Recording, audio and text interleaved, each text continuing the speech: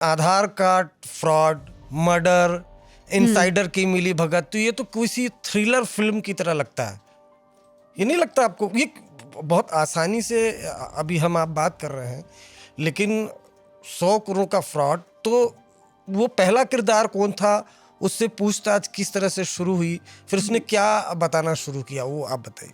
तो हुआ ये कि मैंने उससे पूछा कि 11.5 लाख आपके पास कहाँ से आए, इतना कैश कैसे आप लेके चल रहे हैं। उसमें से 5 लाख ऐसा कैश था जिसके ऊपर येस बैंक अनूप शहर के ब्रांच के मोहर थे।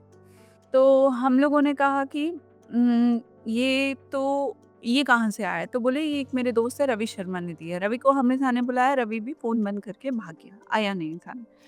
फिर हम उससे पूछ रहे थे कि तुम्हारा पद क्या है? Investigation officer. तो बोले क्या करते हो? बोले मैं क्लेम्स इन्वेस्टिगेट करता हूँ। जब किसी की मृत्यु हो जाती है, वो लाइफ इंश्योरेंस के लिए क्लेम करता है, तो वो इन्वेस्टिगेट करता हूँ।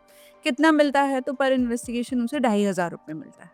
तो 2,500 रुपये जोड़-जोड़ के तुम्हारे पास नियो स्कॉर्पियो कार में चल रहे हो, इतनी महँगी कार में, तुम्हारे पास 11.5 लाख कैश है। तो ये कुछ चीज़ें सिंक नहीं हो रही है। तो उसका कहना था कि मैम मैं बहुत ज़्यादा मेहनत करता हूँ, इसलिए मैं इतनी कमाई कर पाता हूँ, पर आप कितना इन्वेस्टिगेशन कर लेंगे? फिर हमने उसके फ़ोन को जब मैंने देखा तो उसमें बहुत सारे लोगों के कैंसर के इलाज के पेपर थे। बहुत सारे लोगों के मतलब लिवर के और इन सब के बीमारियों के इलाज के पेपर और जिनकी बीमा पॉलिसी दिख रही थी, जैसे 30 लाख की, 20 लाख की बीमा पॉलिसी हो रखी और जो उन लोगों की फ़ोटोग्राफ्स उसके अंदर थी, उसमें क्या होता है इनका जब इन्वेस्टिगेशन का प्रोसीजर होता है, उसी के अंदर इनको जो व्यक्ति है, नॉमिनी है, उसके घर की फ़ोटो-वोटो लेनी पड़ती है जीपीएस लोकेशन के साथ।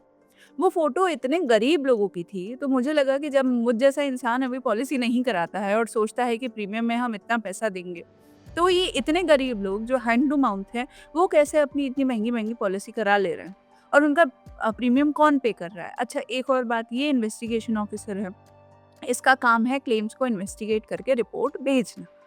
पर इसके चैट्स में दुनिया भर की बातें इस तरीके से थी कि फलाना आदमी है, उसका बीमा का पैसा आ गया है।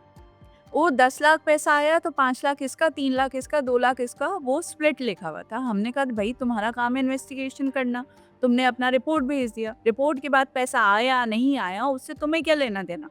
और उसका पैसे और हम लोगों ने ये भी देखा कि जो भी डेबिट कार्ड्स थे, वो कह रहा था उसे नहीं पता, पर उसके मैसेजेस में उनकी ट्रांज़ैक्शन डिटेल्स आ रही थी। इसका मतलब है कि वो खाते वही ऑपरेट कर रहा था।